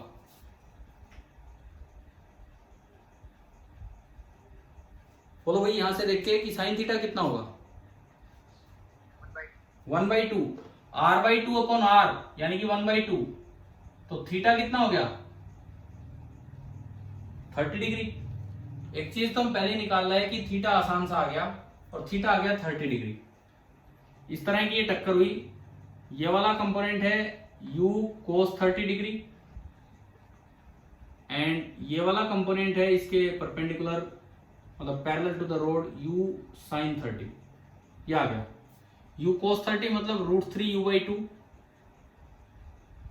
एंड u sin 30 मतलब u/2। आप बताओ क्या बिफोर द कोलिजन डायग्राम बनाना आ गया आपको? Yes. After the collision road तो रेस्ट पे ही है, लेकिन बॉल का ये वाला कंपोनेंट तो चेंज होना नहीं है, ये वाला कंपोनेंट तो सेम रहेगा। कितना रहेगा? कितना था ये वाला कंपोनेंट परपेंडिकुलर डायरेक्शन का? u/2। टक्कर के बाद बॉल कुछ रिवर्स हुई होगी, यानी कि कोई कंपोनेंट बॉल में इधर आ गया होगा, इधर की तरफ, वो हमने v' बोल दिया जैसे हम बोलते थे, लेकिन वो इस तरह से आएगा। क्वेश्चन में दिया है कि जो रिजल्टेंट वेलोसिटी है टक्कर के बाद बॉल की, टक्कर के बाद जो बॉल की वेलोसिटी है, देखो मैं डायग्राम दोबारा बनाता हूं। बॉल में परपेंडिकुलर डायरेक्शन वाला जो कंपोनेंट है वो तो चेंज ही नहीं होना है, परपेंडिकुलर डायरेक्शन वाला कंपोनेंट तो सेम ही रहना है u/2, लेकिन एक कंपोनेंट इधर की तरफ आया होगा v' इस तरह से आया होगा कि जब आप इन दोनों का रिजल्टेंट करेंगे तो जो बॉल की नेट वेलोसिटी आएगी, क्वेश्चन में दिया है कि बॉल की नेट वेलोसिटी टक्कर के बाद कैसी है? हॉरिजॉन्टल। आ रहा है क्या समझ में? थोड़ा और बड़ा करके दिखाऊं ये डायग्राम। ये आपका देखो, ये लाइन ऑफ इम्पैक्ट है, ये लाइन ऑफ इम्पैक्ट है। तो बॉल में परपेंडिकुलर डायरेक्शन वाली कंपोनेंट में तो कोई बदलाव ही नहीं आना है, वो तो वही होना है। That is u by 2। लेकिन अलोंग LOI एक कंपोनेंट आया होगा v डैश, इस तरह आया होगा कि इन दोनों का जब आप वेक्टर सम करेंगे तो जो रिजल्टेंट बनेगा वो हॉरिजॉन्टल बनेगा, जो रिजल्टेंट बनेगा वो हॉरिजॉन्टल बनेगा अकॉर्डिंग टू द क्वेश्चन। क्या ये बात आ गई है समझ में? ठीक है। और हम ये जानते हैं v डैश हो जाएगा e टाइम्स √3u/2। बताओ ये कैसे लिखा, क्या ये क्लियर हुआ कि नहीं? Yes sir. क्योंकि वेलोसिटी ऑफ अप्रोच है √3u/2, वेलोसिटी ऑफ सेपरेशन है v डैश। रोड तो रेस्ट पे है तो बड़ा आसान है लिखना। वेलोसिटी ऑफ अप्रोच है √3u/2, वेलोसिटी ऑफ सेपरेशन है √3u/2 टाइम्स e। वो e वाले फॉर्मूले से आ गए। अब अगर मैं देखूं वर्टिकल के साथ ये एंगल थीटा है, वर्टिकल के साथ इस लाइन का एंगल है थीटा, तो मैं यहां भी इसका यूज करूं। वर्टिकल के साथ इस लाइन का एंगल थीटा, तो ये 90 माइनस थीटा हो गया। तो ये बताओ ये आ रहा है समझ में? ये 90 माइनस थीटा, क्योंकि ये LOI के परपेंडिकुलर लाइन है, और ये 90 माइनस थीटा, तो ये थीटा। क्यों? क्योंकि हॉरिजॉन्टल और वर्टिकल ये परपेंडिकुलर है, तो 90 में से फिर घटा। आप बताओ क्या इस ट्राइंगल तक पहुंच गए हो कि नहीं कि ये भी थीटा ही है? Yes sir. और थीटा तो 30 डिग्री है, तो उसका यूज करो, उसका यूज करो। इस ट्राइंगल में tan थीटा कितना? परपेंडिकुलर, परपेंडिकुलर है ये कितना? e into √3u/2 divided by base. Base आपका कितना है? u/2। एक बार देख लो भाई, चेक कर लो ढंग से। कोई ना समझ में आ रहा हो कुछ भी पॉइंट तो पूछ लीजिए आप दोबारा यहाँ पे, आ गया सर। ठीक है। तो अब इसमें देखो u/2 से पूरा u/2 कैंसिल। ये आपका है 30 degree. tan 30 degree is equal to e√3। tan 30 कितना होता है? 1/√3। 1/√3 इज इक्वल टू e√3। तो आप बताओ यहां से e कितना आ गया? 1/3। अब देखो चाहे कितना ही अटपटा कैसा ही सवाल आए, चक्कर ये है कि आपको ये डायग्राम काम आ रहा है हर बार ये डायग्राम काम आ रहा है। क्या ये बात समझ में आ रही है कि नहीं? यस। ठीक है। कैसा ही सवाल आ जाओ आपको इसी डायग्राम से आगे बढ़ना होगा। ये बना लोगे ढंग से तो अब जैसे ये था पिछली बार E0 आया, वो भी इसी डायग्राम से आया। इस बार E 1/3 आया, तो मतलब E कैलकुलेट करना मैंने आपको सिखाया है, किसी कोलिजन में कैसे कैलकुलेट करते हैं। ठीक है। अच्छा बात ये है कि क्या आपने HC वर्मा के जो मैंने कितने सवाल दिए थे करने के लिए? 7 क्वेश्चंस। क्या सभी बच्चों ने वो 7 क्वेश्चन ट्राई कर लिए? पूजा आपके सारे आंसर मैच हो गए थे? हाँ जी। पता क्यों नहीं? देखे नहीं क्या वो बुक से जब सोल्व किए तो उस समय?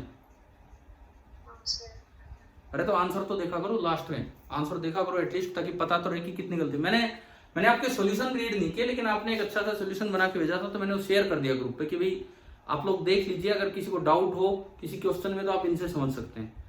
बट फिर भी एक बार आंसर तो मैच कर लेना, कभी कोई ना हुआ हो तो मुझसे पूछ लेना। बाकी बच्चे भी HCV ट्राई कीजिए, क्योंकि इसके बिना तो पार पड़ेगी ही नहीं। इसके बिना तो यार ये चैप्टर ही अच्छा सा नहीं चलेगा आपका। अब सुनो, ये जो कोलिजन वाला पार्ट है, इस चैप्टर में 3 पार्ट है आपके। HC वर्मा का ये चैप्टर नंबर 9 है। HC वर्मा पार्ट फर्स्ट का ये चैप्टर नंबर 9 है। इसमें 3 पार्ट है, centre of mass, linear momentum and collision. हम सबसे पहले लेके चल रहे हैं कोलिजन। लीनियर मोमेंटम टाइप चीज हम न्यूटन लॉ में पढ़ चुके हैं, मोमेंटम कंजर्वेशन, वो उन पे सवाल आएंगे, वो करेंगे हम। तो अब आप सुनिए कोलिजन पे आप आज कौन कौन से सवाल इसमें ट्राई कर लेंगे।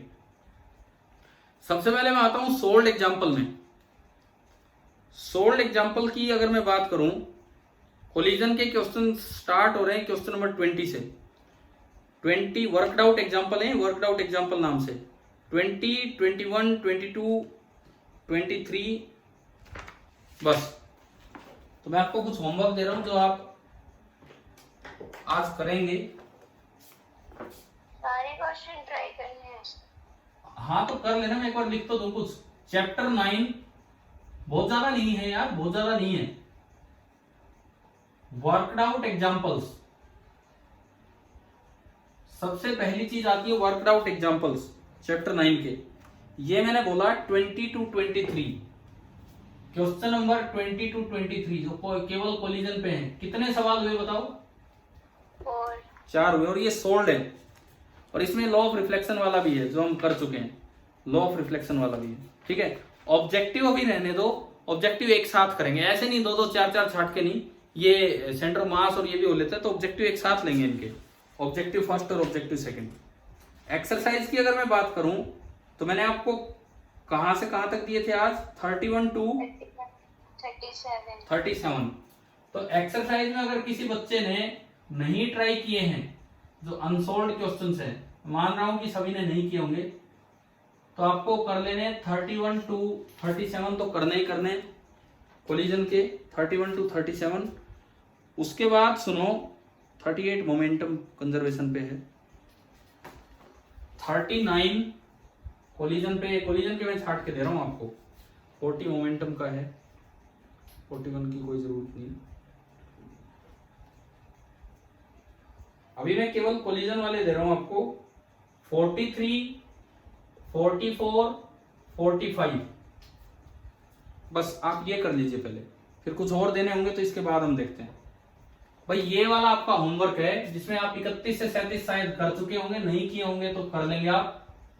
कल की क्लास में जब हम मिलेंगे तो उससे पहले आप अपने डाउट्स मुझे व्हाट्सएप पे सेंड कर चुके होंगे, या आप सोल्व करते हैं तो अपना सॉल्यूशन सेंड करना चाहें वो भी कर सकते हैं, ताकि हम शेयर कर सकें कि हाँ भाई ये इस तरह से सोल्व हो रहे हैं। बट यार देखो 4 सवाल ये हैं और 1 2 3 4 सवाल ये हैं। कल 7 सवाल दिए थे, आज 8 ही सवाल मैंने बढ़ाए हैं। अब ये बताओ collision without external impulsive force समझ में आ गया कि नहीं? Yes, sir. हमारा कोलिजन का एक पार्ट पूरा हो गया है, मेन पार्ट यही था। मेजर क्वेश्चन इसी पे आते हैं कि जब एक्सटर्नल फोर्स इंपल्सिव नहीं होता है तब तो ये माना जाता है कि मोमेंटम कंजर्वेशन वगैरह वैलिड होगा। अब कल की क्लास में हम लेंगे कोलिजन कौन सा जिसमें एक्सटर्नल फोर्स इंपल्सिव होंगे, उसके लिए थोड़ा अपना इंपल्स का रिवीजन कर लेना। और वहां पे दिक्कत क्या आएगी, अगर एक्सटर्नल फोर्स इंपल्सिव है तो क्या ड्यूरिंग द कोलिजन में मोमेंटम कंजर्वेशन लगा पाऊंगा सिस्टम पे, बताओ? No, sir. हाँ ये दिक्कत आएगी। तो वहां पे हम इंपल्स इक्वेशन बनाना सीखेंगे कि इंपल्स इक्वेशन कैसे बनाई जाएगी और किस तरह से वो वाले कोलिजन सोल्व किए जाएंगे। इस चैप्टर में पहले हम कोलिजन पे हैं, लीनियर मोमेंटम वाला पार्ट हम पढ़ चुके हैं, दोबारा से कुछ क्वेश्चंस के साथ रिपीट होगा। वेरिएबल मास सिस्टम हम पढ़ चुके हैं, कुछ क्वेश्चंस के साथ रिपीट होगा। एक जो नया पार्ट है वो है सेंटर ऑफ मास। तो आप ये मान के चलो कि आपका जो अगला टेस्ट है, जो भी अगला टेस्ट है, कब है वो date? 14 September. 14th of September।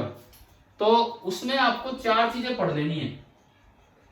Collision जो वर्क एनर्जी का पार्ट था, लीनियर मोमेंटम कंजर्वेशन जो न्यूटन्स लॉ का पार्ट था, वेरिएबल मास सिस्टम जो हमने न्यूटन्स लॉ में ही पढ़ा है, उस समय नहीं आया, उस समय के पेपर में नहीं पूछी गई ये चीजें। और एक जो नई चीज हमारे लिए होगी इस चैप्टर में, that will be centre of mass. तो बस ये 4 चीजें कवर करके जानी है 14 तारीख तक, काफी टाइम है। और देखो एचसीवी के क्वेश्चंस मत छोड़ो, मुझे आज भी लग रहा है, क्योंकि एक भी बच्चे को कोई डाउट नहीं आया, डेफिनेटली मुझे लग रहा है कि आपने ट्राई नहीं किए, कुछ एक ने किए कुछ ने नहीं किए। मैं आपको इससे ज्यादा नहीं करवा रहा, मैं एचसीवी का इस टेस्ट तक एचसीवी का एक चैप्टर करवा रहा हूं, लेकिन लाइन से एक एक सवाल आपको करना आना चाहिए। ठीक है, कोई असाइनमेंट एज ए टेस्ट आपको मिलता है तो वो अलग होगा, लेकिन लाइन से एक एक चीज आपको करनी आनी चाहिए। चलिए ठीक है, आज की क्लास को हम यही ऑफ करते हैं, आप ये काम करके रखिए। ठीक है, कल फिर मिलेंगे, कल आगे पढ़ेंगे। Thank you.